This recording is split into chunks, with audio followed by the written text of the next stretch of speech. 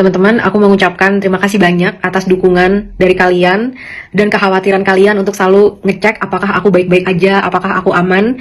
Dan bahkan kadang-kadang kalau aku nggak ngepost story atau nggak ngepost reels gitu ya, teman-teman langsung kayak apakah ini aman nggak? Dan kalian mulai kontak ke orang-orang terdekat aku gitu. Aku merasa sangat terharu ya dan merasa sangat disayang gitu sama kalian semua. Jadi terima kasih banyak atas kasih sayang itu, terasa sangat hangat di hati aku. Hari ini aku udah bertapa. Aku udah melakukan meditasi. Jadi biasanya kalau aku untuk menetralkan lagi energi-energi dan lain sebagainya, aku akan pergi ke alam, ke hutan, dan aku akan jalan-jalan, aku akan ngobrol sama diriku dan lain sebagainya. Nah, aku mau sharing aja nih sama kalian gitu dari hasil renungan aku gitu ya hari ini, teman-teman.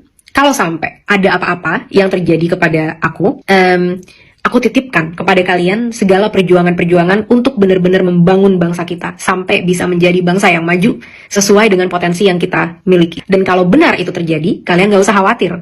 Karena aku akan merasa sangat bangga dengan diriku karena aku berhasil sampai akhir nafasku mempertahankan moral-moral dan prinsip dalam hidupku, yaitu kejujuran dan juga akuntabilitas. Dan bahkan saat ini, aku bangga banget bisa ikut menyuarakan keresahan-keresahan yang ada di hati kalian, dan aku diberikan kesempatan karena mungkin aku tidak ada di sana untuk bisa menyampaikan suara itu.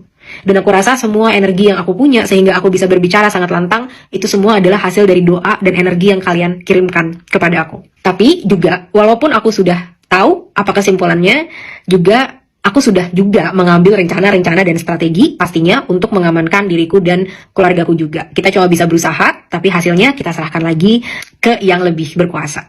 Nah, tapi namanya kita sedang melakukan perjuangan, teman-teman.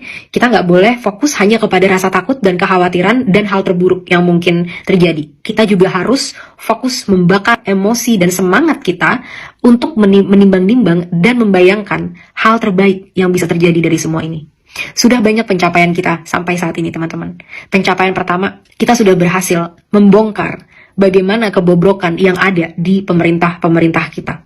Kita sudah berhasil menunjukkan bahwa segala macam kata-kata jahat yang dilemparkan kepada rakyat, itu semua tidak ada artinya. Karena dia tidak bisa bertanggung jawab sampai akhir, dia tidak mempunyai argumen untuk mempertahankan itu, dan justru sampai yang terjadi di hari ini. Mereka semua sudah akan merasa kapok sejak saat ini.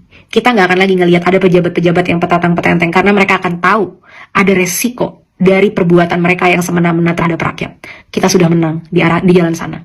Yang kedua, suara-suara yang telah kita sampaikan juga sudah membawa banyak perubahan. Kapolri, Presiden, semua bergerak cepat untuk mengadili oknum yang telah menghilangkan nyawa pahlawan demokrasi kita, Afan. Mungkin pengadilannya memang tidak sesuai dan lain sebagainya, tapi mereka sudah bertindak cepat. Setidaknya.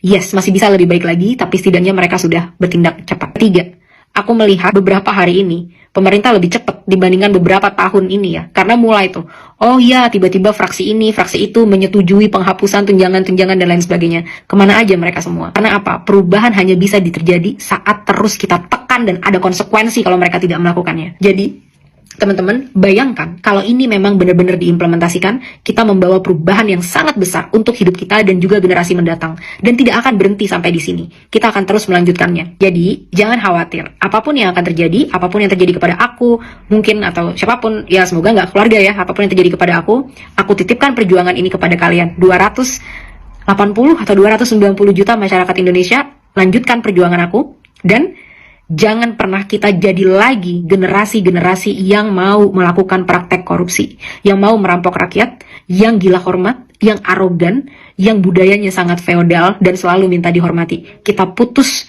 mata rantai budaya bobrok yang sudah menghancurkan negara kita ini. Bersama-sama kita bisa, dan kita fokus terhadap apa yang mungkin kita bisa capai bersama-sama. Terus kita tuntut, teman-teman, 12 tuntutan kita sebelum 5 September tengah